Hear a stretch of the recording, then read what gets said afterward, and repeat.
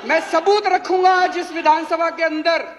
ये लोग मोदी जी को पैसा देते हैं और बदले में मोदी जी इनके खिलाफ इनकम टैक्स नहीं होने देते, नोटबंदी के पहले इन लोगों को बता देते हैं और इनका काम करवाते हैं। ये आज मैं सबूत लेके आया हूं जी।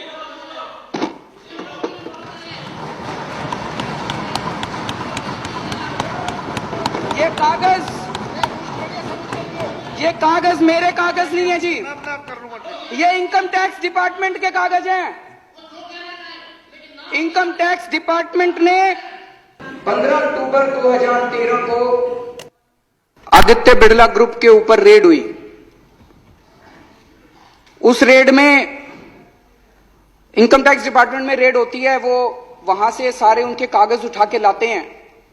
वापस आने के बाद इनकम टैक्स डिपार्टमेंट अपनी एक रिपोर्ट बनाता है उन कागजों के आधार पे, जिसको अप्रेजल रिपोर्ट कहते हैं।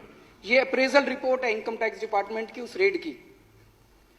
उस रेड में उनके अकाउंटेंट से पूछा इनकम टैक्स वालों ने, अकाउंटेंट का नाम कोई सक्सेना था। सक्सेना ने कहा जी मैं हवाला का पैसा लेके आता हूं, मेरे बॉस हैं उनका नाम शुभेंदु अमिताभ है, वो जिस जिसको कहते हैं फिर मैं उनको पैसा जाके बांट देता हूं। शुभेंदु अमिताभ बिड़ला ग्रुप के ग्रुप एग्जीक्यूटिव प्रेसिडेंट थे। शुभेंदु अमिताभ के लैपटॉप, फोन, ब्लैकबेरी सब चेक किए गए तो उनके लैपटॉप से एक एंट्री मिली। ये एंट्री है 16 नवंबर 2012 की। इसमें लिखा हुआ है गुजरात सीएम 25 करोड़ रुपए। गुजरात सीएम के आगे 25 करोड़ रुपए, ब्रैकेट में लिखा है 12 डन, 12 दे दिए, रेस्ट क्वेश्चन मार्क। तो ये उसके बाद इनकम टैक्स डिपार्टमेंट ने अपनी एनालिसिस की है। ये उसकी एनालिसिस की कॉपी है।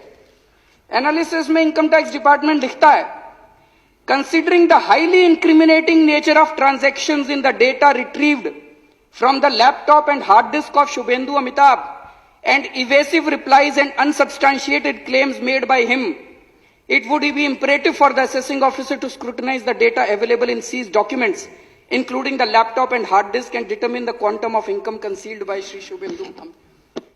Appraisal report उसके बाद assessing officer के पास जाती है और assessing officer फिर 2 साल लगा के उसकी इनकम का assessment करता है, ऑर्डर करता है। अक्टूबर 2013 में रेड हुई थी। उसके बाद 6 महीने बाद इनकी सरकार आ गई तो असेसिंग ऑफिसर की हिम्मत नहीं थी जो इसकी जांच कर सके। उसके बाद तो इसकी कोई जांच नहीं हुई उसके बाद। और अब ये केस को रफा दफा करने की कोशिश की जा रही है। सेटलमेंट कमीशन में इस केस को भेज दिया और बहुत जल्दी ये केस खत्म होने वाला है। इस केस को रफा दफा करने की कोशिश की जा रही है। एक और बड़ी मजे की बात है, इसी रिपोर्ट के अंदर बिड़ला ग्रुप के जो पेंडिंग प्रोजेक्ट हैं गुजरात सरकार में, उनकी लिस्ट दी हुई है। इससे शक पैदा होता है कि आप ये पैसे ये काम करवाने के लिए दिए गए थे क्या।